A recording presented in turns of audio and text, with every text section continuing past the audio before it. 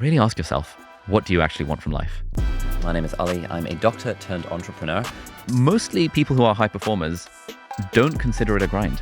They are genuinely enjoying the things that they do. If we are doing anything just for the money, it completely sucks all the joy out of it. I need to take a step back and think, would you like to fast forward what you're currently doing? Especially if it's work. At least a third of your life you would rather not experience than experience. What can we talk about that means that people are still doing this? This has been the single best strategy that I've ever found. And basically the idea here is that whenever you're faced with a choice, if it's not a hell freaking yes, I would love to do this, it has to be a no. What are the top tips you would give us? Doing the things that matter to you, but in a way that's enjoyable, meaningful, and sustainable. What is today's adventure going to be? Well, Ali, welcome to High Performance. Thank you. We normally start with what is high performance. I'd like to start by asking you, what is feel-good productivity? So to me, feel-good productivity is the same as high performance, which is, at least my definition is, doing the things that matter to you, but in a way that's enjoyable, meaningful, and sustainable. And if we can kind of get that in there, then, partly why it's feel-good productivity is because we all want to be productive, but we also want to feel good along the way.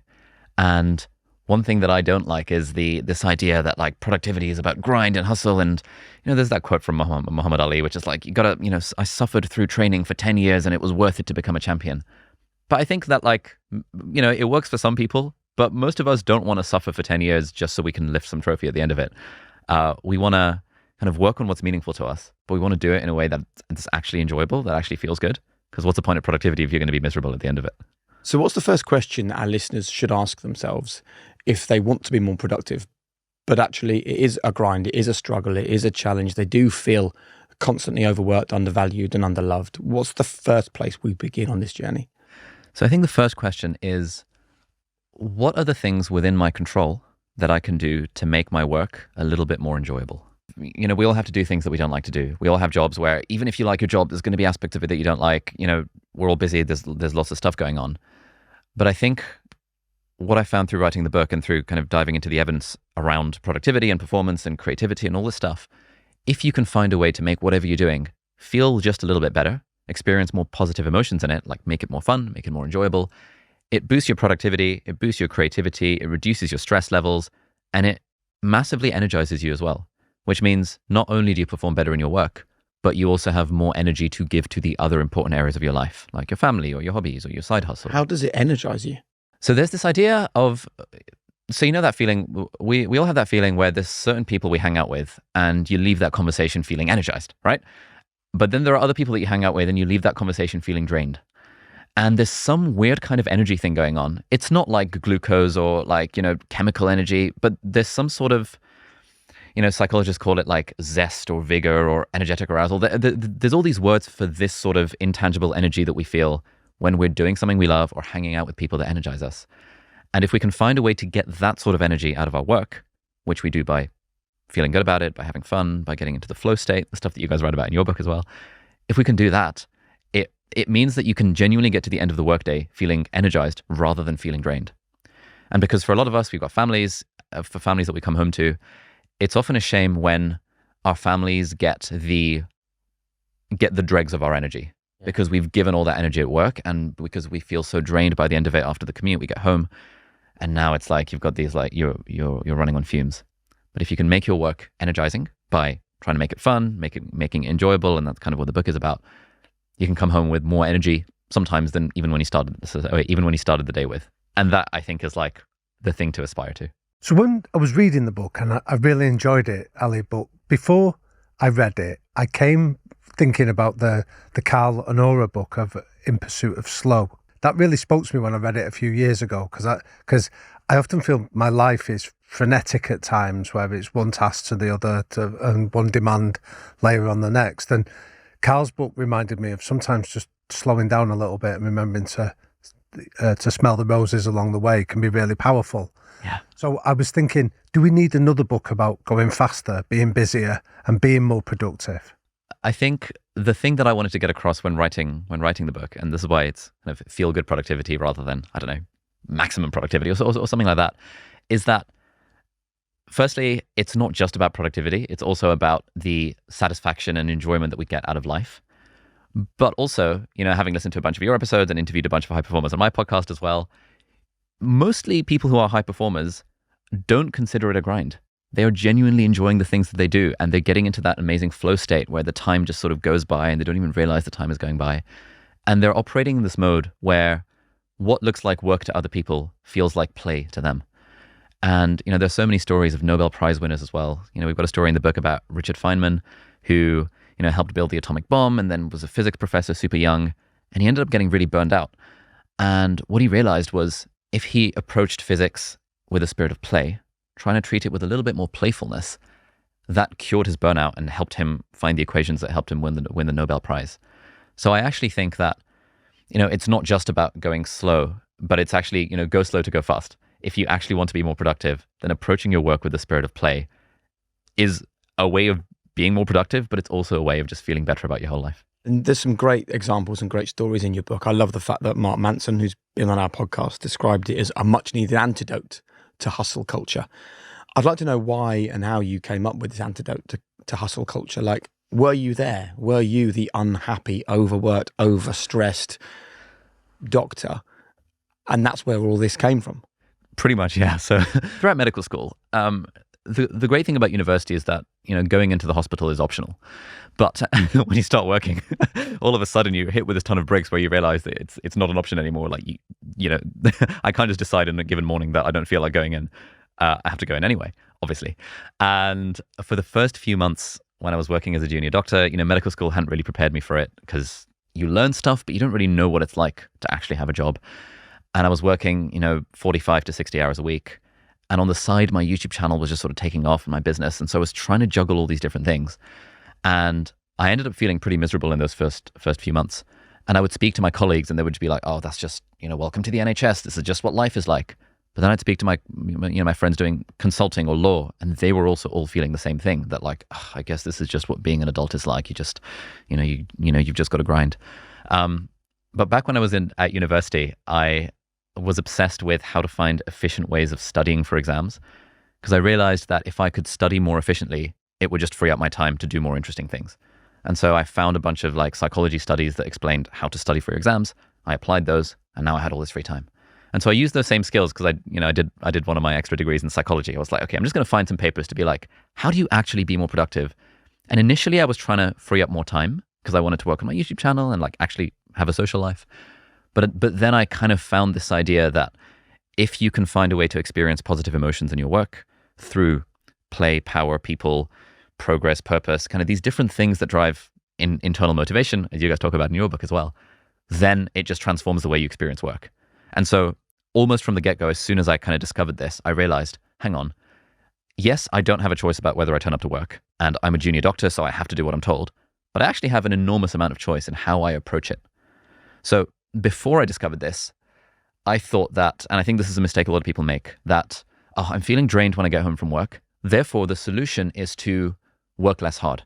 It's to kind of coast a little bit. It's to sort of do the bare minimum. It's to sort of just do what I'm told. Let the senior doctors take all the responsibility. I'm just a junior. I'm just going to do my job. But actually, approaching life and work with that sort of kind of coasting attitude is actually really draining on our energy levels. You would think it would leave you with more energy because you're expending less effort. But actually, it really drains us to be constantly watching the clock, to be like, oh. There's something about this sort of intangible sort of energy where when we're engaged with something, it weirdly generates energy. So it's somewhat counterintuitive, but the more effort you put into something, the more energy you'll get out of it. And, we see this with our hobbies all the time. Like if you're really devoted to something and you're, I don't know, playing the piano or like working on a painting or whatever the thing might be, hanging out with your friends, hanging out with your kids, you leave that interaction feeling more energized. And this is kind of this idea of the flow state. If you can get into that flow state, it generates energy. And so I realized that when working as a doctor, a huge part of my energy levels were based on how I approached it rather than on what was going on around me. I think you've got something really useful to share with our listeners here that for many of them seem to go into the same pattern that you experienced. At school, you told, work hard, get good grades, you get a good job. And we often do that, get the job, and then feel disillusioned of, shit, is this what I've invested, in your case, 8 years at med school to arrive here? So what advice would you give to anyone listening to this that is finding themselves having played the game of working hard, getting the good grades, getting the job, and then feeling disillusioned? What's the first step you'd advise them to take? So I think the first step is, I would say, do whatever you can that's in your control to make the things that you're doing feel more worthwhile. And there's a specific way of thinking about this. So when sociologists do studies on measuring people's like life satisfaction and happiness and stuff, one way of doing it is by giving people surveys to be like, how happy are you? But there's another method which is, I think, more interesting, and that is where they give you like a little pager, or I think these days it's like an app on your phone, and randomly throughout the day they'll ask you a question on this app, and the question will be, would you like to fast forward what you're currently doing? So they look at what proportion of someone's life would they want to fast forward. And so, for example, even though I enjoyed working as a doctor, if you gave me the option to fast forward the workday to the end of the workday so I could go home and do what I really loved, I would take that option most of the time. That's not a fun place to be, because that means, especially if it's work, at least 8 hours of your life, at least a third of your life, you would rather not experience than experience, which sociologists would say means that you're more likely to be depressed, more likely to feel unfulfilled, more likely to feel like life is not worth living, because you would choose to fast forward it. And so I think the first step, and this is a question I always ask myself, if I ever have that feeling that, I would choose to fast forward this moment, then I need to take a step back and think, okay, maybe I'm stuck in this job for now, but what can I do right now to at least try and enjoy the process? And I think this is something that anyone can apply. How can I approach this with a little bit more playfulness? How can I approach this with a little less seriousness? How can I just dial down the importance that I put on my work? You know, we all think our jobs are incredibly important, but actually this feeling of importance and this feeling of seriousness leads us to feel stressed and feel like everything we're doing has such high stakes. And you know, most jobs, the stakes are not actually that high. Even in surgery, in brain surgery and heart surgery, the way they approach it is by having music in the background, by having a bit of a laugh, a bit of a joke, because even surgeons that are dealing with life and death recognize that if you take it a little less seriously, you actually perform better. But I love the idea that the way that we do stuff, without us doing anything else, our brain and our body start releasing serotonin, endorphins. And when you said that in the book, I was like, man, I know the exact things that I do that make me feel like that. And I had no idea why doing this podcast, for example, made me feel like I was plugged into the electricity mains. Yeah. Whereas my former job, being a sports host, used to make me feel like that, but no longer gave me that thrill, which is why I now do this and not that. Yeah. It's worth thinking about, isn't it? Yeah. And I think that's a really good point, that this thing that gives you energy can absolutely change over time. So I think, I speak to a lot of young people who are doing their first 1, 2, or 3 jobs. And there's almost this sense of like, the thing I'm doing now is the thing I'll be doing forever. And that's not true at all. You guys have had multiple different careers. I've had, I guess, multiple different careers. The world is changing such that we are very rarely in the same job for like our entire life. And so you can find ways to approach whatever you're doing right now with that sense of engagement, with that sense of play, with that sense of taking responsibility. But you can also find ways to then get out of it if you realize it's not what you want to do. So would you tell us then, how do we find our energizers? Yeah, absolutely. So there are 3 big ones. Conveniently, they all start with a letter P. So there is play, there's power, and there's people. And this actually overlaps a lot of the stuff with a lot of the stuff you guys talk about in your book. A lot of these are based around this idea of internal motivation, where the reason you are doing something is for the sake of the thing itself, not because of some reward you're going to get. So the reason we're doing this podcast is for its own sake, because we enjoy having conversations and we like the fact that our message can be shared with people. Yes, there is it's probably going to get some sponsor revenue for this, and I'm hoping to drive book sales. But fundamentally, I'm enjoying this conversation, and I hope you guys are as well. And so we have internal motivation. On that note, one question I often ask myself is, what would I do if money were no object? Because money is the prime external motivator. If we are doing anything just for the money, or primarily for the money, it completely sucks all the joy out of it. And I really noticed this when, back in med school and when I was working as a doctor, my YouTube channel was a side hustle. I was just doing it for fun. And then it started to make money. But as soon as I started making videos thinking, I should make that video because I'm getting a lot of sponsorship money, it just took all the energy, took all the fun, took all the joy away from it. Because all the research shows that when you're motivated by something external, it actually crowds out even the internal reasons for doing it. Yeah. So these days, I really have to convince myself that when I'm making a video, I'm not doing it for the money. Even though the money is there in the background, I just try not to think about it and focus on enjoying the process, being fully engaged, and focusing on the idea of service. How can I make sure that what I'm doing is in service to someone else? And so those ideas of play, power, and people feed into this thing of making anything more energizing. So tell us, Ali, because I like that logic, but I'm interested in how do you incorporate that so that every time you make a video, you remind yourself of the sense of service and the sense of fun, so that you don't get caught up in the routine of just doing it? Yeah, that's a great question. It's kind of embarrassing, but I actually have a list of mantras or affirmations that I read out to myself before I film a video. Oh, okay. This is something that I've long struggled with, where, and I think anyone, even if you're not a YouTuber listening to this, you can probably relate to this, where you probably have some kind of work where you see it on your calendar and you're like, you get that feeling of, oh God, okay, I guess I've just got to do this. You're probably going to get drained at the end of it. And so I'm obsessed with trying to find any way possible to get rid of that kind of feeling around videos. So when it comes to my little YouTube videos, the thing I tell myself is, I am not concerned about the performance of this video. All I'm trying to do is share a message that I think would be helpful to at least one person. At least one person. And this is an idea that I talk about towards the middle of the book around combating procrastination. One of the big parts of why we procrastinate is because the thing that we're trying to do feels like a big deal. It's like, I really noticed this, I don't know if you guys did as well, with writing a book, because a book is a big deal, right? It feels like a big deal. It feels like, we're going to get a publisher and it's going to be printed, and there's something about a printed thing that makes it very different to a Google Doc. And so I'd procrastinate so much. And what we find, if we look at the evidence around procrastination, is that if you lower the bar, just make it easier on yourself. Approaching YouTube videos and approaching my work is about lowering the bar. It's about thinking, this video is not, I'm not aiming for this video to get 1 million views. I'm aiming for it to help at least one person. And that is something that's broadly under my control. I'm aiming to enjoy the process while I'm doing it. It's under my control. And I actually think this applies to literally anything. The more we raise the bar for ourselves, for some Olympic athletes, yes, raising the bar is how they get to high performance. But if we're not at that level yet and we are struggling with procrastination, like we all do, even Olympic athletes in some areas of their life, they struggle with procrastination. The more you're struggling, the more you want to lower the bar, just to make it super easy to get started. Really interesting. And I'm really keen to talk about this this idea of unblocking the things that are holding us back, because I am the king of procrastination. We didn't quite complete the conversation about finding your energizers. The 3 Ps, we know what they are now. What were they again? Play, power, and people. Right. So play, power, and people.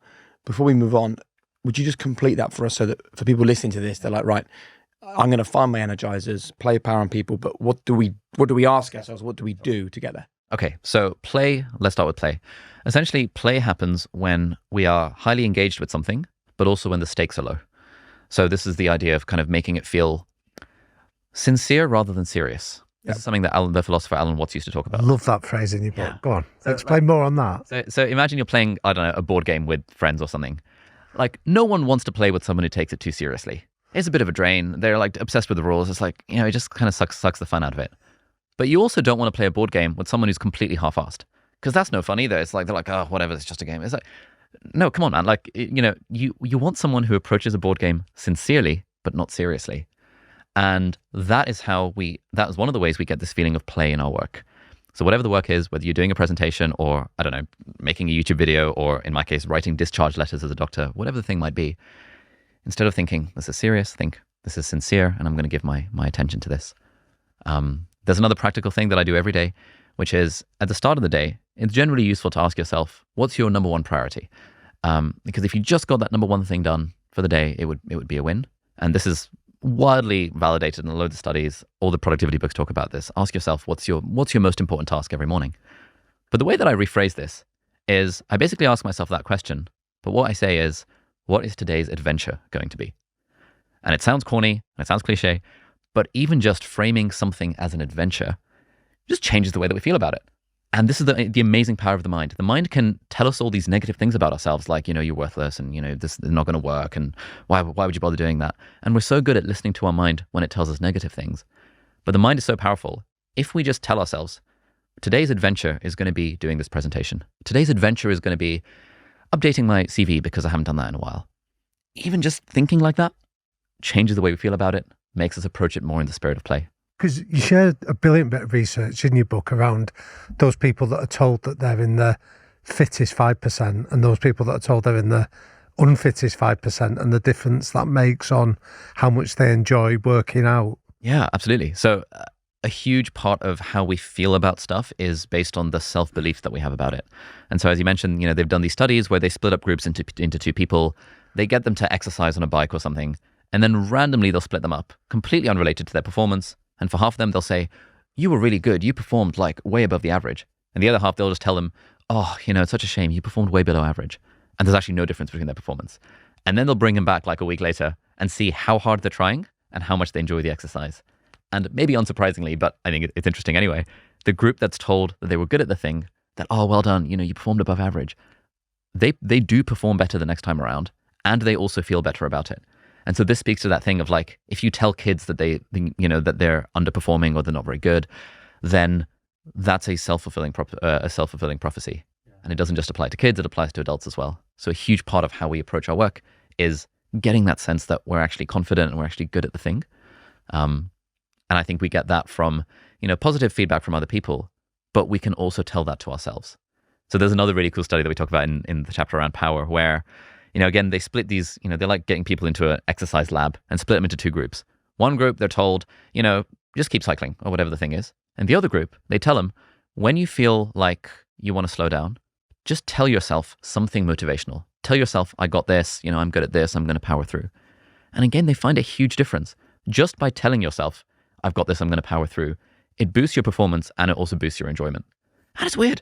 It's like you get these like motivational quote bullshit type things all the time, and we're like, oh, what? Just some random motivational quotes are really, really helpful. There's a really interesting concept on the third P bit, on the people we surround ourselves with, and there's an idea from organizational psychology you refer to about relational energy, and you write about it really brilliantly. Would you tell us a little bit around the importance of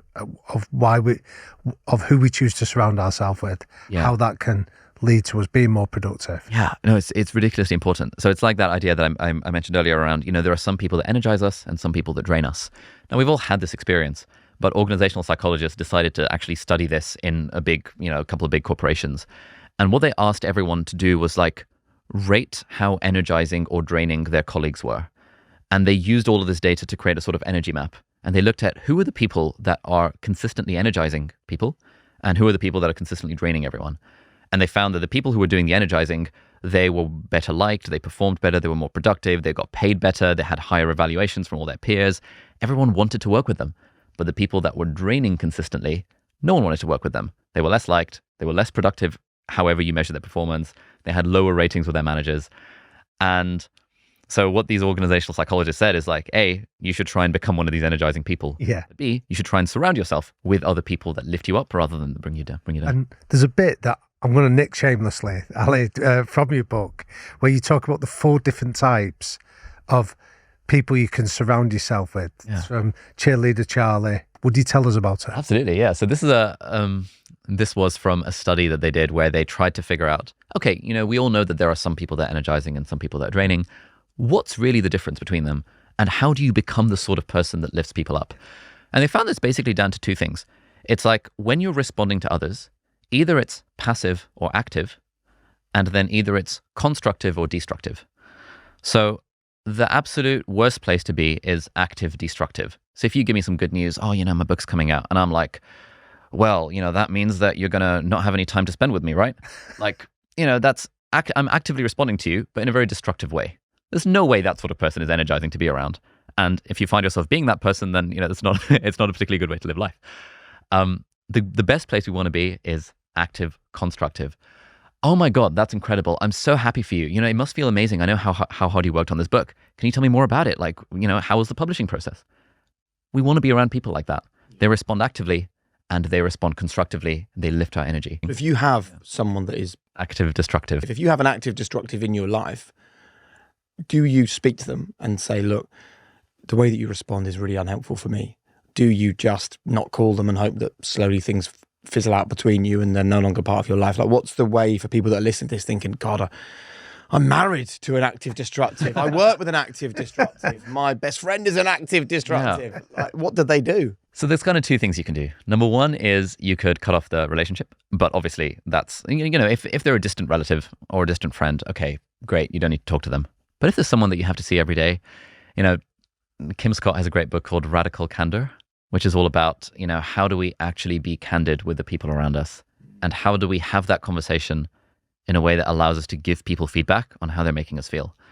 And there's a book I'm rereading at the moment called Nonviolent Communication, which gives a really good framework for this, so how to have these difficult conversations. So nonviolent communication, it's a book written by this guy, I think his name is Michael Rosenberg, and he specializes in conflict management. But this guy specializes in that sort of thing, and he's broken it down into a framework, which has like 4 steps. So observation, feeling, need, and request.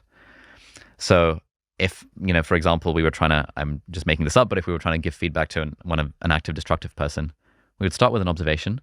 Hey, you know, Johnny, I noticed that when I shared news about my, you know, latest promotion at work, you responded with an eye roll and said, does that mean I'm not going to spend any time with you? So that's the observation. We're just trying to explain the facts.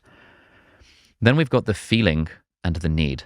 And so the way that this guy says you talk about feelings is, I felt X because I needed Y and I didn't, you know, and that didn't happen. So it's not I felt hurt because you were a dickhead to me, because that's kind of attacking the other person, and like no one ever hears that. Instead, it would feel, you know, I felt a little hurt by that because I would love to feel accepted and empowered in this relationship, and I got the sense that that's not what happened.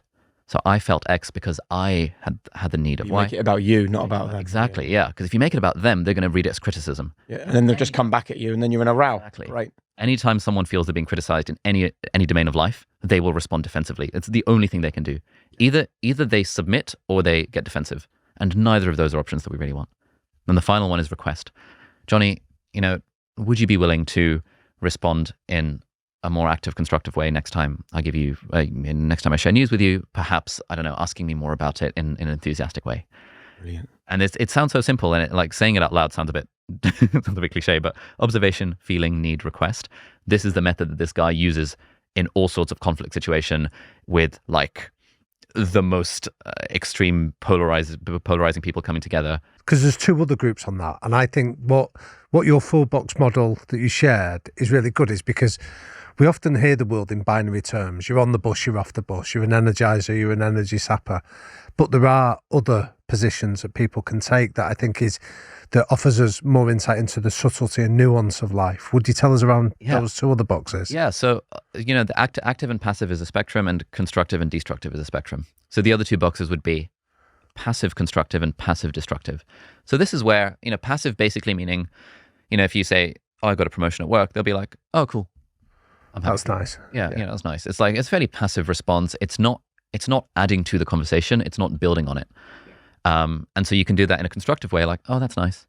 Or you can do it in a destructive way, which is like roll your eyes and be like, oh, cool, in a sort of sarcastic tone. And this is where, you know, a lot of people, like I took some improv comedy workshops when I was at university, because I was reading books about, like, you know, I wanted to reinvent myself at uni, wanted to be more charismatic and stuff.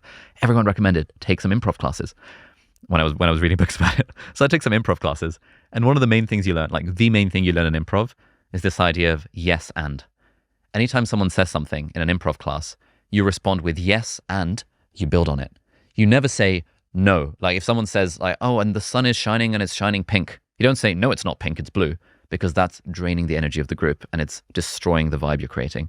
You say, if someone says the sun is shining and it's pink, you said, yes, and it's actually got rainbows coming out of it. Like you're taking what they say, you're agreeing, and you're building on top of it. What if you disagree with what they've said, though? Even in an improv class, you just go for it. You yes and it anyway.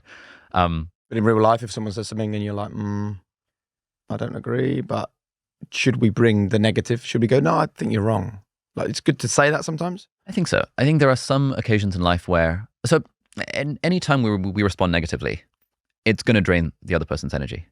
If it's an issue that we really care about, like, you know, if, I don't know, your partner is saying, I really want to go here and you really don't want to go there, then, you know, there's a way of having that conversation in a way that says, actually, I'm not, oh, it's, you know, I like that you suggested that. You know, for me personally, I was hoping we could instead do something like this, you know, that sort of stuff.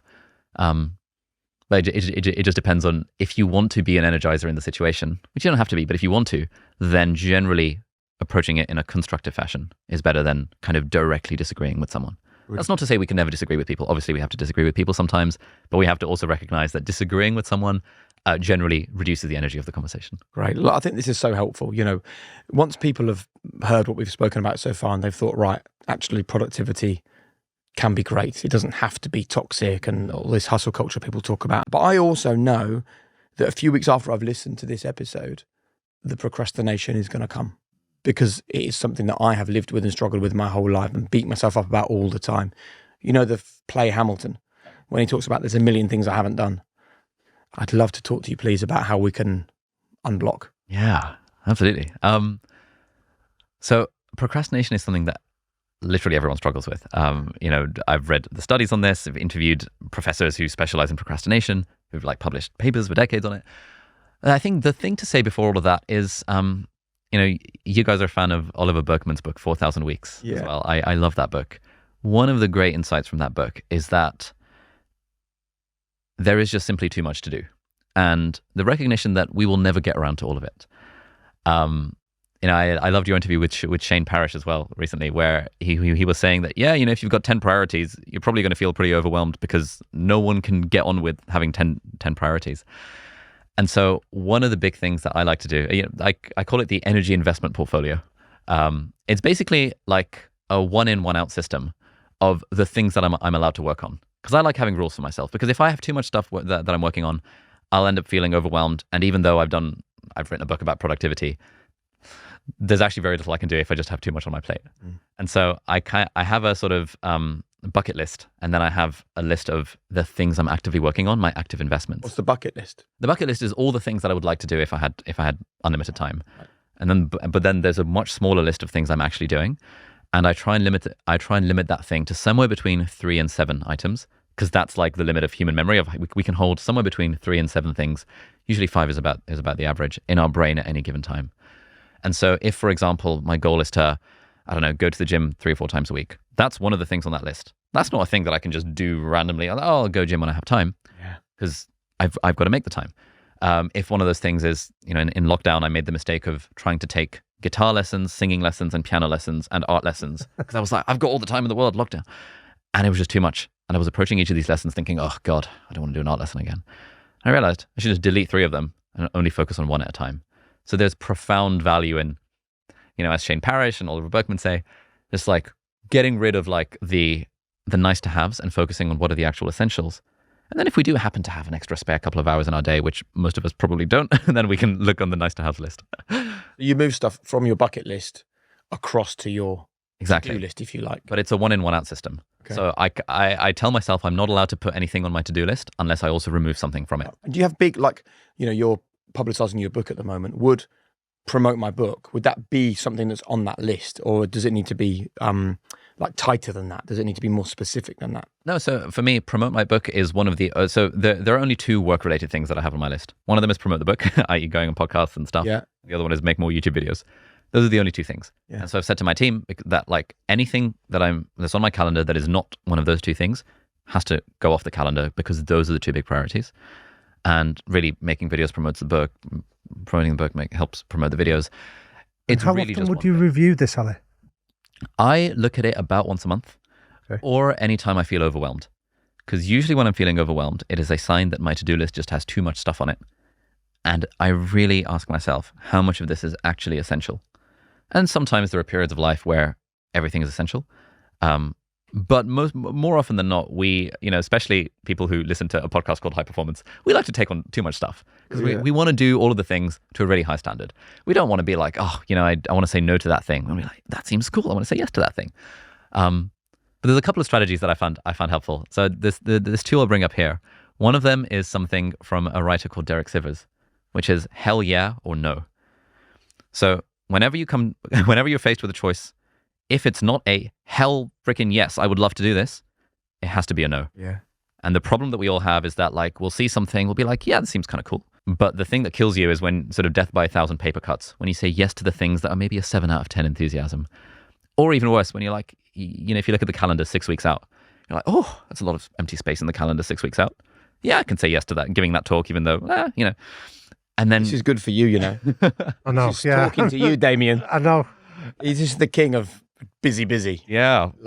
So I struggle saying no. So this is mate, your I, tips. I struggle with it as well. I find it so hard. I sometimes have to like offload it to my team, or I have to be like, I have to give myself 24 hours window to, because if someone asks me something, the temptation is to say yes, because I'm a people pleaser and I want to be nice, I want to do the thing, and it would be fun. But sometimes I say, oh, sorry, let me check my calendar and I'll get back to you. Or let me check, Like Shane Parrish said to us, he had a colleague who would never say yes on the phone. Yeah, Daniel Kahneman. He was in his apartment and Daniel said, yep, okay, well, I can't say yes because I'm on the phone. Then he said, why are you not saying yes? He's like, because I need the thinking time. I once worked with a CEO who said to me, whatever the request is for your time, just ask yourself, if they weren't asking for in 6, 12 or 8 months' time, and they're asking for today, would you say yes? So in other words, if that request is for now or tonight or tomorrow, is it a yes or a no? And if it's a no, then it should still be a no, because very quickly that 6 months turns into, I've got to do that thing tomorrow that I said yes to 6 months ago. Yeah. And what was the second one? The second one is a strategy called the ideal week. So this has been the single best strategy that I've ever found for curing overwhelm. And basically the idea here is that you create a blank Google Calendar and you call it your ideal week. And you just block out, what does your ideal ordinary week look like? What time are you waking up? What time are you going to sleep? What time are you picking up the kids? What time are you going to work? When you're at work, roughly, what are the broad things you're doing? Like, are you on Zoom calls all day? Are you on deep work? When you get home, like how often do you want to have a date night? How often do you want to hang out with your friends? How often do you want to, I don't know, play five-a-side football? And you put all those into your ideal week calendar, and then you see what happens. Normally what people realize is two things. Number one, they realize I actually physically do not have the time to do all the things I would like to do. And they also realize, therefore, I need to do some prioritizing.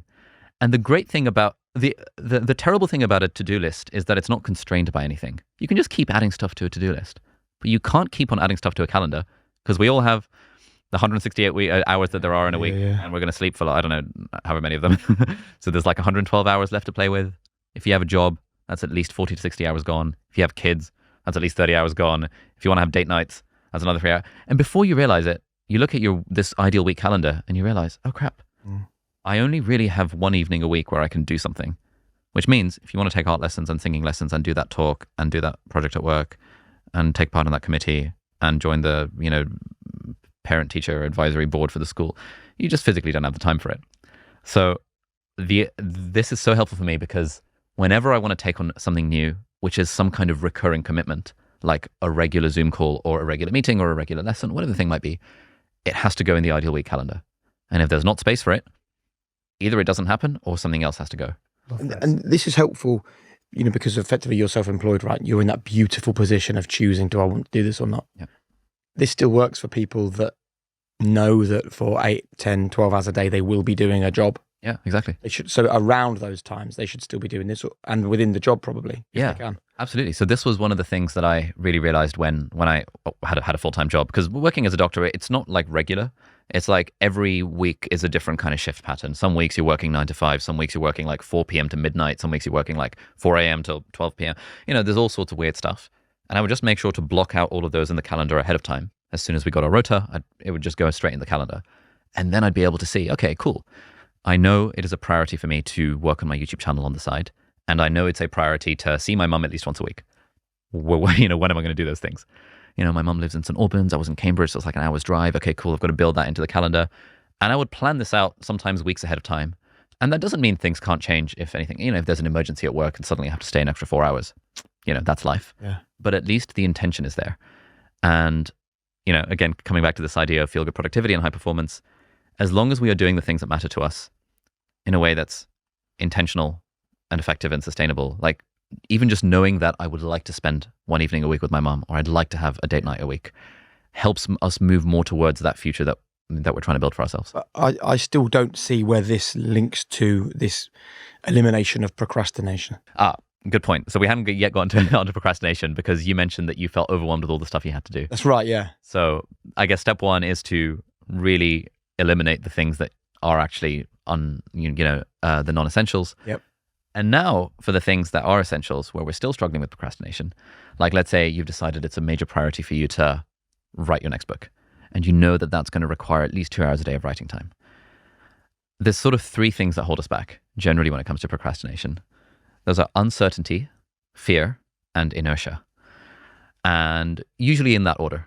So uncertainty is the first one. Uncertainty is where you have to do a thing, but you don't really know what you're trying to do. It's a bit vaguely defined. You don't really know when or where you're going to do it. Maybe you don't even know why exactly you're doing it. So something that's very uncertain is, I should probably get fit.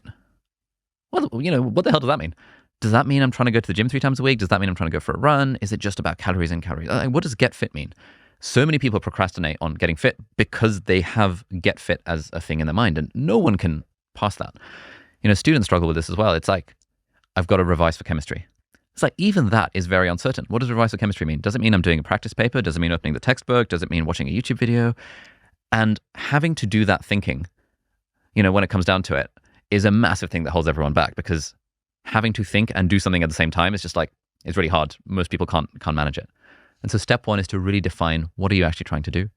Why are you trying to do it? What is the thing? And crucially, when are you going to do it? And this is where putting it in the calendar is the single most important step. A lot of people who have normal jobs will be living their work life with a calendar, because that's where the meetings go in and the calendar invites and the Zoom links and all that stuff. But there's a real unlock to be had when we also use a calendar for our outside of work lives. For example, putting date night in the calendar, putting the kid's doctor appointment in the calendar, whatever the thing, filming a YouTube video in the calendar, whatever that might be. If it's in the calendar, and we look at our calendar every day, which most professionals do, we know that at least we have carved out that container of time to do the thing. So that's step one, carve out the container of time. Any questions on that, or should we go on step 2? Perfect. Good. Makes sense to me. Cool. So let's say we use this example of, someone listening to this wants to write a book. It's a bit of a project. They've always wanted to write a novel or something, and they've never been able to find the time.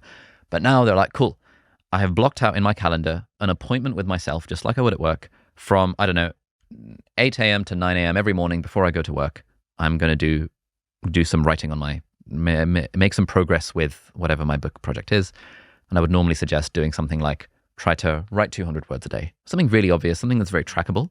So yeah, this was something that just leapt in my head. So, because I can think of the thing that I'm not doing that I need to do. Nice. So when I get this time to myself that I've allotted, let's say it's a 2-hour slot on Tuesday between 1 and 3.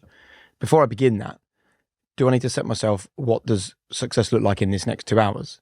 It's really helpful. Yeah. Spending the first 2 or 3 minutes of anything, asking yourself, what do I actually want to do here, is stupidly helpful. I think a mistake a lot of us make, and I do this a lot myself, is that we'll see a thing on the calendar and we'll just dive straight into it.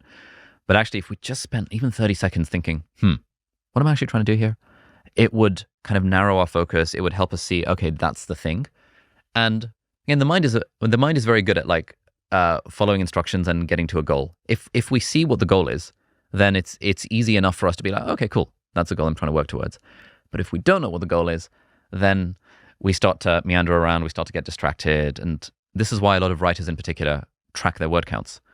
They're like, I'm going to do 300 words today. I'm going to do 500 words, 1,000 words, because it's just really obvious. And there's all these apps that let you track your word count. You can do it in Microsoft Word and stuff as well. And so one thing I often advise people, and I try to do this myself, is what is your equivalent of the writer's word count?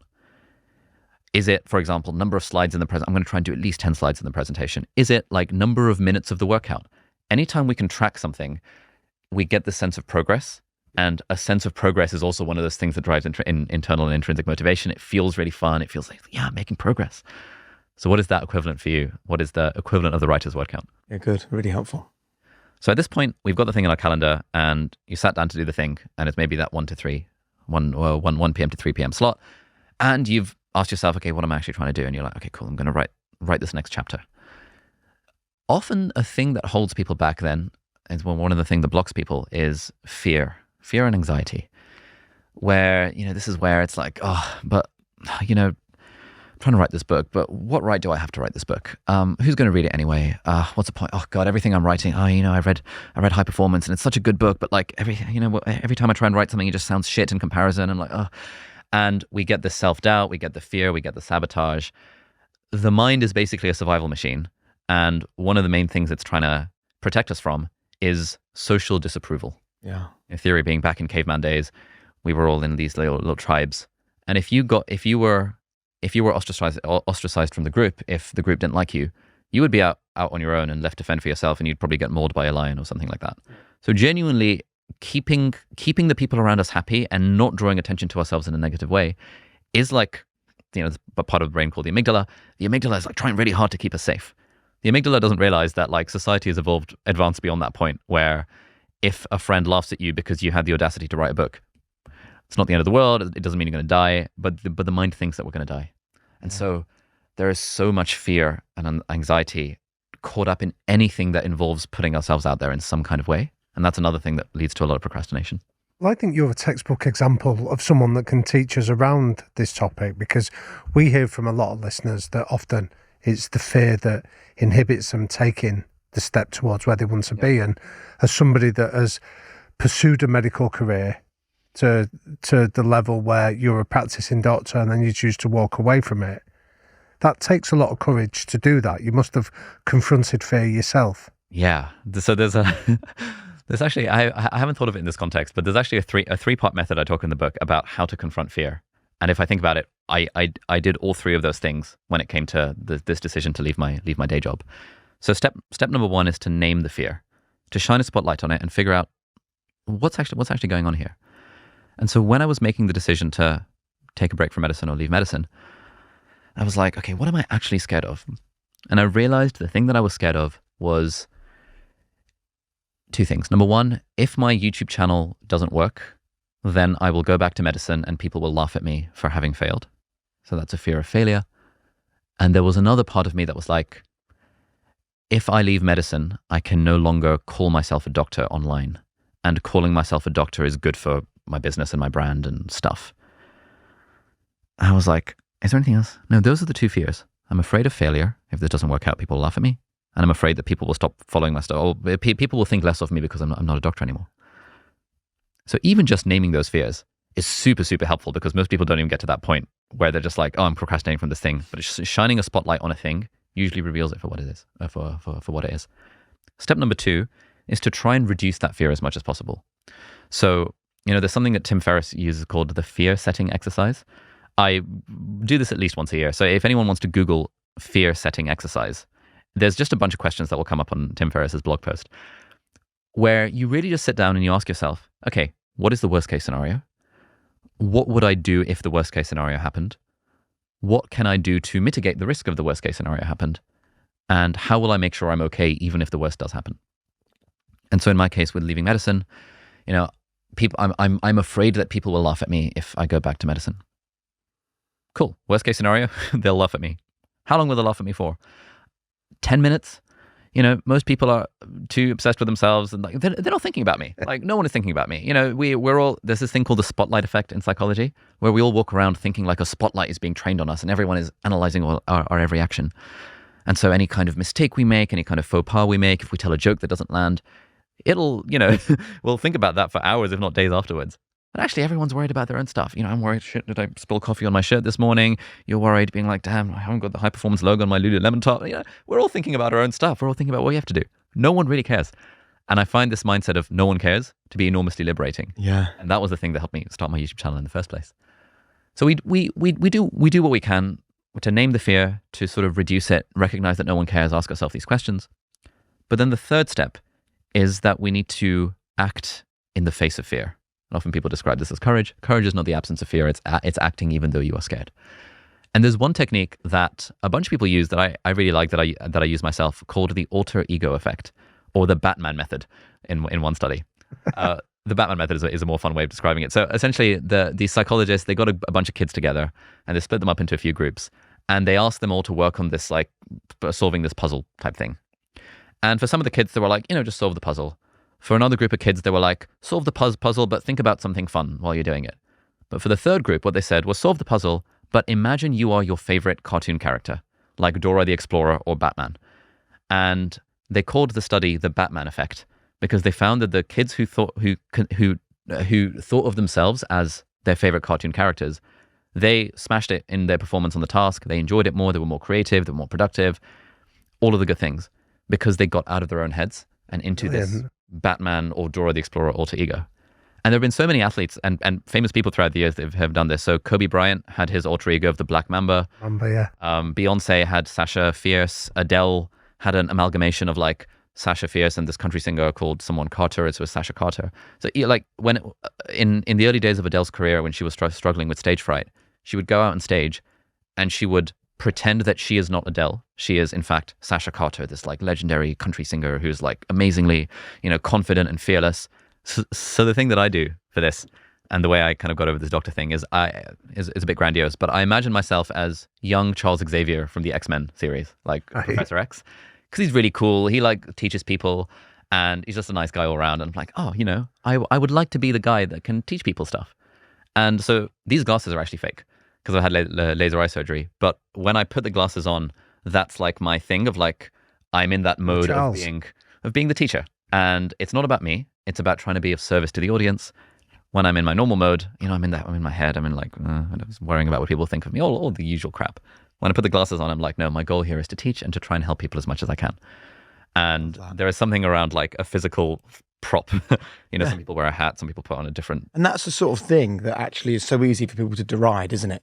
But actually, when you show that vulnerability, I think that's also really powerful because people are doing it. And it's kind of interesting, isn't it? How you just taking yourself out of your own head. Yeah. It makes all the difference. So this is so good for people to hear because it helps with the uncertainty. It helps with the fear.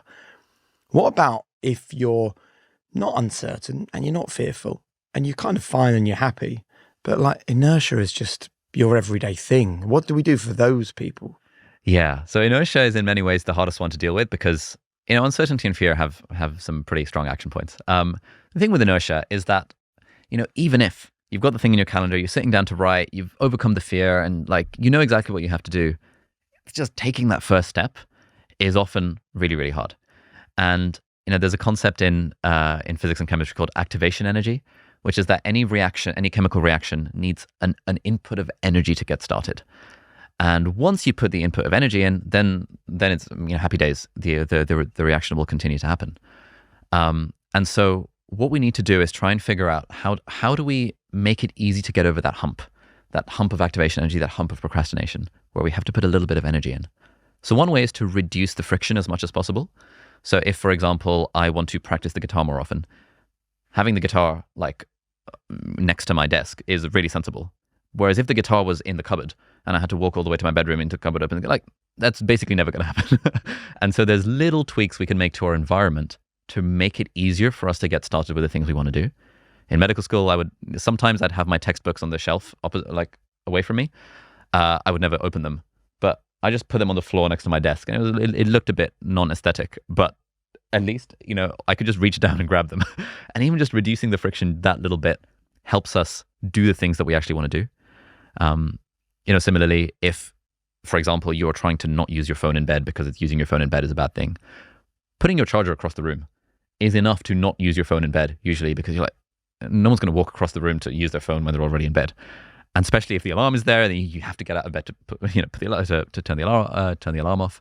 So we can use this principle of environment design to reduce the friction for the things we want to do and increase the friction for the things that we don't want to do. It's really good. That's step one. And step two, I think this is where the idea of discipline comes in. So I don't like the word discipline, and I don't like the whole like, you got to be more disciplined, and like the reason you're failing at life is because you're not disciplined enough. Like discipline is when we use the limited resource of willpower to do a thing. I think you guys talked about this with Shane Parrish as well. Willpower is a finite resource. We don't have unlimited willpower. We lose willpower during the day. It's way harder to say no to a pizza slice for dinner than it is for breakfast because we just have less willpower. It's harder to work out in the evening than it is in the morning because you just have less willpower, which is why I've watched so many YouTube videos about this, trying to motivate myself to work out. Literally everyone's like, if you do it first thing in the morning, you'll at least be consistent with it. And so the way I think of discipline is that discipline is fine to get over the hump. Sometimes you do just need to give yourself a bit of a nudge to get started for just 2 minutes or 5 minutes. Yeah. And I call this the 5-minute rule. You just do the thing for 5 minutes. And at the end of the 5 minutes, you can decide, do you want to stop or do you want to continue? And most of the time, for most things, especially if we've done the energizers, play, power, and people, once we get started with a thing, we've started enjoying it. It's a good vibe. We're going to continue going with it. Yep. Like back when I had a desk, at the moment I'm traveling, so I don't have this anymore, but I used to have a 5-minute hourglass on my desk. It was like £3 off of Amazon. And I would just turn the hourglass, and that would be my cue to, I'm just going to do the thing for 5 minutes. And then before I knew it, the hourglass is gone. I'm in the flow. I'm doing the thing. And that was another sort of prop that helped me get over the inertia. I might nick that to get my kids to tidy the room. Yeah. But again, you just need to tidy your room for 5 minutes, not keep it as vague as tidy your room, because that, like you say, that's like getting fit. Yeah. It's uncertain, isn't it? Whereas tidy your room for 5 minutes gives them a structure, a focus to be able to do it. And especially if you can, this is something that James Clear talks about in Atomic Habits, especially if you can attach tidy your room for 5 minutes to something else that you're doing. So like if straight after brushing your teeth, you will tidy your room for 2 minutes. Or even 1 minute or even 5 minutes, whatever the thing might be, that habit stacking means that hopefully your kids have already built the habit of brushing their teeth, I suspect. And so they can attach tidying the room to a habit that they've already built. And that makes it more likely to happen. Really good. I think that we need to have a conversation, and your book ends in this way, and it ends it brilliantly when you talk about how we can sustain this. I'd love to end, before we move on to our quickfire questions, with some key learnings for people so that you listen to this in January, you feel energized, you feel ready, you write all your things down, you like, it's easy in January because it's January. But what can we talk about that means that come May, people are still doing this stuff? Yeah, so the final 3 chapters of the book are all about sustaining. And it's exactly this question: how do we do these things that matter to us, but in a way that's actually sustainable? Because anyone can do something, like anyone can go to the gym in January for like a week or 2, and then most people don't, because there was something about the process that became unsustainable. Now, there's sort of 3 different types of, I guess, 3 different types of burnout that we talk about in the book. Because often when something is unsustainable, we feel like we either don't have the time or we don't have the energy.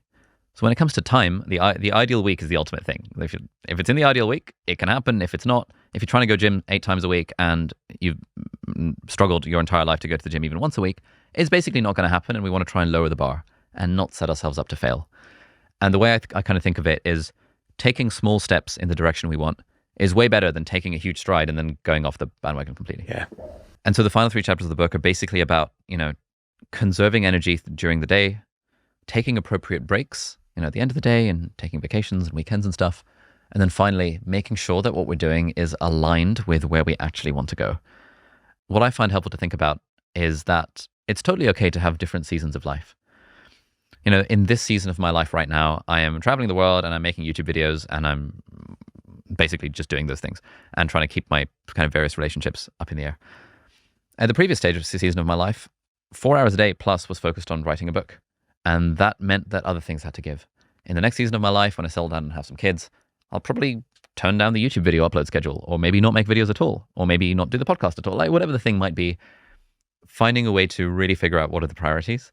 And I think a lot of it comes back to that ideal week. If there's time in the ideal week, it'll happen. And if there's not, then physically, I don't have the time to do it. But another big thing is, making sure that we take breaks appropriately. And we were in 2 minds about whether to include this in the book, because it seemed kind of obvious that obviously you should take breaks. Then we looked at a bunch of studies around this and found that there's actually some interesting counterintuitive things around taking breaks that might be helpful. One thing is, and here's an exercise that anyone can do. So have a think about what are the things that you find yourself doing when you feel drained of energy. What do you tend to do when you're drained of energy? For me, it's like sleep. Huh? I'm a kip man, so have a kip. Okay, that's pretty good. Afternoon nap. What about you? Nice. Take the dog for a long walk. Solid. You guys are very good at this. Well, what most people would say is scroll TikTok, browse Instagram, go on Twitter, watch Netflix, go on my phone, scroll aimlessly, just lie on the sofa. Yeah. So there's like one list of things that you do when you're drained, but then there's usually for most people a different list for what are the things that actually give them energy. So having a nap probably gives you energy. Taking the dog for a walk probably gives you energy. Going for a workout probably gives you energy. Going for a run will give you energy. Playing the guitar will give you energy. And for a lot of people, those lists are very different. Like, when I'm drained, I end up on TikTok. But does TikTok actually energize me? Absolutely the hell not. Like, in what world does TikTok energize anyone? But does reading a fantasy fiction audiobook or fantasy fiction book energize me? Or does going for a walk energize me? Yeah. And so a lot of the thing around kind of taking effective breaks is recognizing, hey, let me actually do the things that I know will energize me rather than the things that I just find myself doing by default. And so there's practical things. So there's like, I've removed all social media apps from my home screen of my phone. So if I want to get them, I have to like scroll down and like type them in. There's a really good app called 1 Sec. Have you guys come across this? No, of course. It's like, it's a free app. It's on iPhone and Android. Basically, what it does is that anytime you open Instagram, YouTube, Twitter, Facebook, TikTok, any social media app, it artificially increases the load time of the app. And it says, take a deep breath, and again. And after about 3 seconds, it asks, do you actually want to open this app? And if so, it gives you the button to open Instagram. But usually in those like 1, 2, or 3 seconds, you're like, I just found myself opening Instagram, even though that's not really what I want to do. And often that one or 2 seconds is all we need to remind ourselves that actually, you know what? This is not what I want to be doing right now. I'm interested in sort of exploring a little bit further the issue of burnout, because I've suffered from it, and it's something that I still try and battle with about burnout. And last October, Jake and I introduced your publisher, your book, and you sort of recorded a YouTube video because you couldn't be there. And I remember looking at it thinking, fucking hell, your life looks exhausting, because you gave us a clue as to the amount of different activities that you do. Now, meeting you has sort of challenged that idea that you seem to have a far better balance on it. Yeah. And I'm interested on what are the top tips you would give us to be able to recognise burnout when it's coming close, how to stop it, and how to avoid it for future. I think a big part of understanding burnout is to recognize what are the signs and symptoms. So there's usually 2 different ways that burnout presents. And there's a bit of a gender split here. So like guys tend to be more one than the other. But the 2 ways burnout presents is it's either a sense of exhaustion and like emotional exhaustion, or it's a sense of feeling like the things that you're doing are meaningless. Like, what's the point of going into my day job? Like, what's the point of doing these YouTube videos or writing this book? Well, whatever the work thing might be. For me, I've recognized that I very rarely get emotionally exhausted, but I will often feel like, I'm not sure this video has any point to it. And I'll recognize that feeling of meaninglessness as, that is one of the core things of burnout, especially for dudes. And so I need to do something about that, because that's not a feeling that I want to just ignore. Because if I ignore it, I'm going to get deeper into that hole, and then it's going to take way longer to get out of it, and it's not going to be fun. So whenever I have that feeling of like, this feels a bit meaningless, I'm like, cool, let's take a step back. And there's broadly three kinds of burnout that we looked at all the evidence for this and sort of boiled it down to these 3 things that people can take tangible action on. The first one is overexertion. We've talked about this point enough, so often, so much in this conversation around simply just trying to do too many things. And if you're trying to do too many things, it's basically a recipe for burnout. There is basically nothing you can do about it other than delete those things off your to-do list or delegate them to someone else. Now, if you have 3 personal assistants and a private chef and a nanny and a housekeeper, those sorts of people can generally do more things because they have people working for them. Most people are not in that position, and so the only thing that we can generally do in that position is to just get rid of stuff from our to-do list. That is a way of combating overexertion burnout. Then we have depletion burnout, where the way that we're approaching our stuff is that when our energy is getting depleted and it's staying that way. And this is where taking breaks and, even going for a 5-minute walk in nature during the middle of the day, if you can, if you live near a park, like going for a little run or a little walk in the park. So there's something around nature that's interesting. There's something about creative recharging. Like generally the things, if you're taking a break from work and you're doing something creative that's like not related to your work, that often brings people a lot of energy. There was an interview with Ed Sheeran that I watched, which was great. And he said that back in the day, music was his creative recharging outlet, but now music is his day job. So he can't do that as recharging anymore. And so he's taken up painting, because painting is so different to music. He's not trying to monetize it. He's not trying to sell his paintings and stuff. So I think Taylor Swift paints as well. Like there's a bunch of like famous musicians who have all landed on painting as being the thing that recharges their energy, because it's just so different from the day job. Darren Brown paints as well. Like there's so many cool people that paint to recharge themselves. So part of overcoming depletion burnout is recognizing when are my energy levels going down, and what are actually the things that replenish them. Yeah. Taking the dog for a walk, painting something, whatever the thing might be. Really helpful. And then the final one is misalignment burnout. Now this is the trickiest one, because this is like a thing that creeps on us over time when the things that we are doing are not aligned with what actually lights us up and what feels meaningful to us. And this is where you can apply all the strategies in the book. You can make work as energizing as possible. You can beat the procrastination. You can take the breaks. But if the thing that you are doing for work fundamentally is misaligned with what you actually want to be doing, then we're going to have a problem. And it's only a matter of time before you start feeling that sense of meaningless and purposelessness, because literally the thing that you're doing to you feels meaningless and purposeless. And so a big part of this is for people to, and this is getting a bit heavy, which is why we put this at the final chapter of the book. Really ask yourself, what do you actually want from life? One activity I did the other day was to write out my own obituary, where there's some evidence that this is actually really helpful, because you think to yourself, what would I want my obituary to say? Actually, Shane Parrish talked about this with you guys. He said, when you're 90 and you're in a coma, your family's around you, what would you want your family to be saying about you? And are you living life in alignment with what that 90-year-old would want? And all of this stuff is about really, like, it's so easy for us to get so caught up in the day-to-day, because it's like we're driving with and all we can see is just like what's in front of us in the headlights. And by doing that, we can often end up in a place where we're like, wait a minute, how did I end up here? And I've spoken to a lot of people in jobs that they don't like, where they've like been doing it for a long time. And then I was waiting for the bonus, and now I'm like 45 and I'm like, I don't know where my life went. And that is, whenever I hear stories like that, I find it really scary, because damn, we only have one life and all that. Like, I would really like to do whatever I can to help nudge my life trajectory to a direction that I actually want it to be. And so a big part of this is figuring out, like, begin with the end in mind. Like, what would I want people to say when I'm dying? Cool. How can I reverse engineer that to maybe what where I see my life going in the next 5 years? Again, we don't need to be wedded to these. It's just pencil sketching it out. Yeah. And therefore, what do I want to be doing now? And if you don't mind then, Ali, would you tell us what you did write down in your own obituary? So this is what I wrote up for my obituary. This was like a month ago when I did this exercise. I do it every year or so. I just randomly decided to do it last month. Ali Abdaal was one of the world's greatest teachers. He inspired and educated millions all around the world to build a life they truly love. He holistically combined disciplines from science to philosophy to create an integrated system of living themed around mind, body, heart, and soul, which resonated with his loyal following of tens of millions of people all around the world. In his personal life, Ali exemplified and lived his philosophy. He was disarmingly intelligent, yet always humble, and never made you feel less than. When you talked to him, you really felt like you were the most important person in the world, that he was relating to you in mind, heart, and soul. At the same time, he didn't take himself too seriously. He knew his work could be heavy, but he approached it with a lightness and ease that made it accessible and that inspired people to believe they could change their lives too. Throughout all the success he had flying around the world sharing his message, Ali's priority was always his family. He remained closely connected to his wife, his children, and his grandchildren up until the moment of his death. He died peacefully in their idyllic family home, surrounded by loved ones.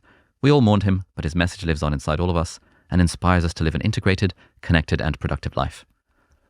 Brilliant. And you shouldn't feel... Literally sweating while I'm reading that. Cringe and feel Yeah. anxious or nervous. Yeah, absolutely. Thank you. Because I think, if anyone hears that and goes, what was that all about?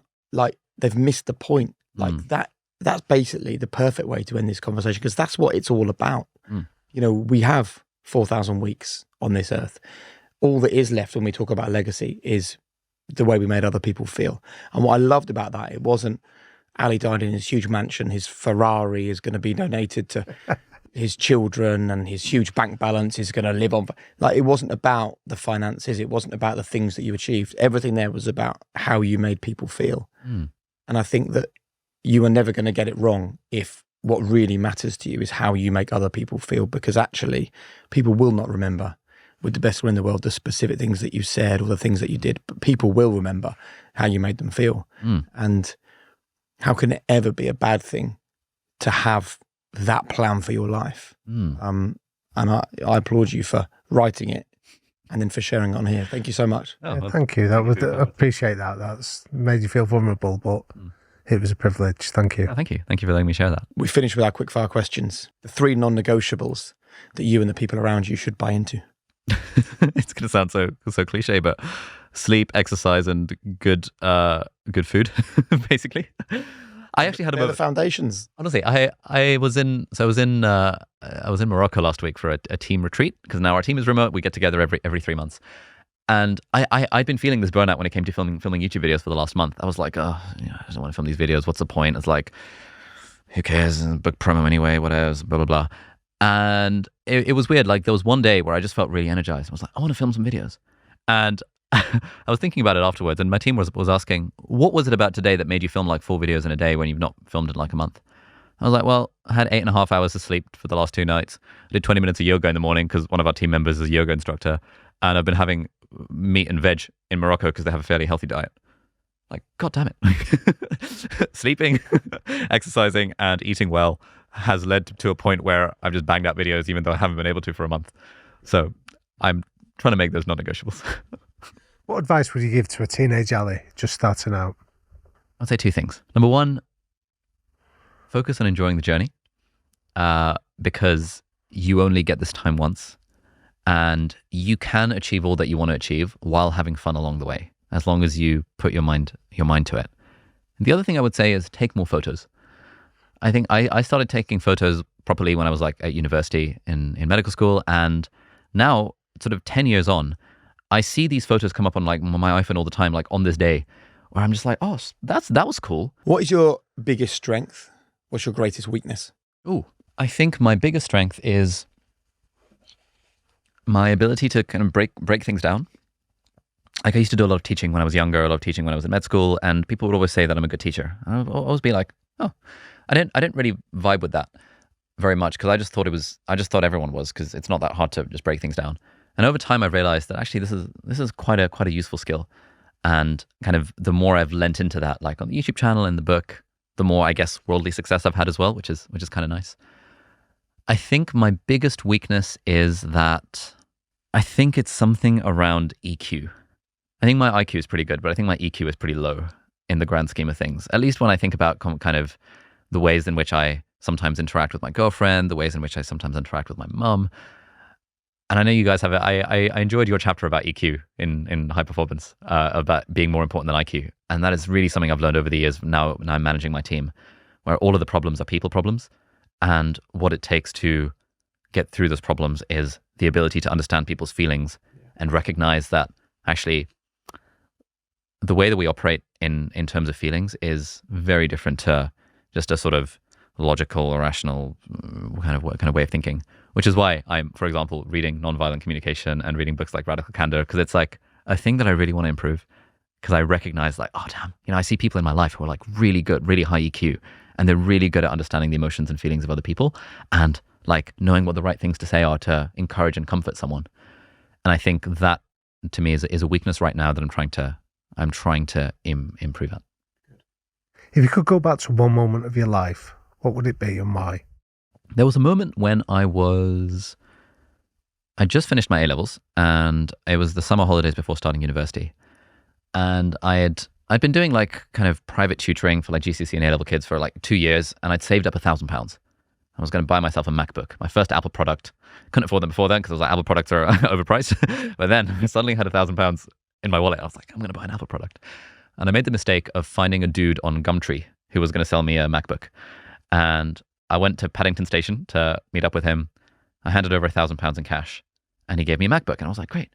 And it was only on the train ride home back to Southend that I realized that the thing that he gave me was like a 4-year-old model. It didn't really work. He'd scratched out the serial number, so it was clearly like a stolen product. I checked it up on the Apple website, and they were like, yep, this product is no longer valid. And then I tried contacting him and tried like being like, then I found that he was, had scammed other people as well. And I was like, I was 18. My entire life savings were out the window because I'd been working for this stuff for 2 years, and I got scammed on this MacBook. And my mum very kindly was like, you know what? Stop trying to pursue this guy, because I was trying to like geolocate his tweets to figure out where he is to try and serve him papers for small claims court. And I was, it was taking up a lot of headspace. And so my mum very kindly was just like, you know what? I'll just buy you a laptop. Don't worry about it. Like, it's your first year of med school starting. Focus on that. But I remember thinking at the time that like, damn, I need to find a way to recoup this £1,000. And I remember thinking at the time that like, I want to turn this negative into a positive. And I made a list at the time around how can I make back this £1,000? And I wrote down, okay, what am I good at? I think I'm good at teaching. I did well in the med school exams. I know how to make websites. I thought, what if I build a business that helps people get into medical school by teaching them how to do well in this exam, and I build a website around it? And that business it continues to run to this day. It paid for my medical school degree because I was making money in med school. That business directly led to my YouTube channel, which directly led to the book, which directly has led to me being here with you guys. And so I'd want to go back to that moment to sort of almost relive it, to appreciate that this was such a profound negative in my life. Where I've been, obviously in the grand scheme of things, it's not that deep. But for a kid at the time, 2 years of life savings lost, and I'd want to experience that moment again to feel that sense of I want to turn this into a positive. because I think that moment gave me a lot of drive and ambition for the next like 10 plus years. Brilliant. A great story and a great reminder that, yes, if that guy hadn't scammed you, you might not be sitting here today, right? Exactly. So thank you, Matthew. There you go. When bad things happen, who knows if they're bad or not? Yeah. Final question. What is your one golden rule for living a high performance life? If I won the Euro Millions, the way that I spend my time would not change.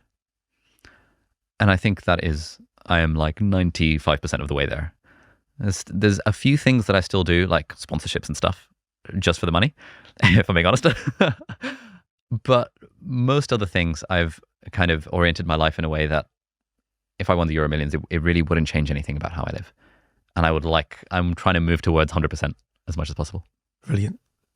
Ali, thank you so much for this conversation. I think the standout for me is that it's one thing for people to come in and share lessons and learnings and psychological research and stuff that they've picked up over the years.